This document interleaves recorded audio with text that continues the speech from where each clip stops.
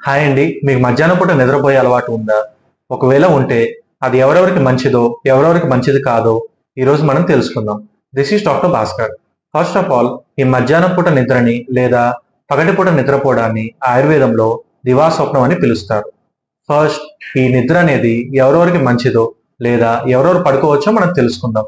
మెయిన్‌గా ఇది వృద్ధులలో, చిన్న పిల్లలలో, అనారోగ్య సమస్యలతో బాధపడుతూ బెడ్ పైన ఉన్నవాళ్ళు కానియండి, లాంగ్ జర్నీస్ చేసి అలసిపోయిన వాళ్ళు, అలాగే వేసవి కాలంలో. ఎందుకు అంటే వేసవి కాలంలో పగలు అనేది ఎక్కువ సేపు ఉంటుంది రాత్రితో పోలిస్తే.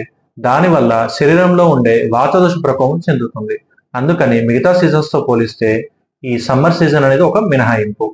ఇప్పుడు ఈ పగటిపూట నిద్ర లేదా మధ్యాహ్నం పూట నిద్ర అనేది ఎవరికి మంచిది కాదో, ఎవరు పడుకోకూడదో మనం తెలుసుకుందాం. మధ్యాహ్నం పూట ఎక్కువసేపు పడుకోవటం వల్ల శరీరంలో ఉండే కఫదోష ప్రకోపం చెందుతుంది. దానివల్ల రకరకాల హెల్త్ ఇష్యూస్ వచ్చే అవకాశాలు ఉన్నాయి. అవేంటి అంటే డయాబెటిస్, ఊబకాయం, అలాగే జీర్ణాశయ సంబంధిత సమస్యలు. అలాగే పగటిపూట ఎక్కువసేపు పడుకోవటం వల్ల రాత్రిపూట నిద్ర అనేది టైంకి సరిగా పట్టదు.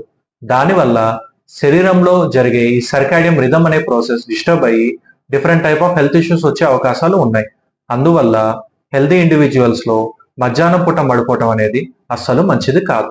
ఇలాంటి మరిన్ని ఇంట్రెస్టింగ్ హెల్త్ అప్డేట్స్ కోసం మా ఛానల్‌ని ఫాలో అవ్వండి. Thank you.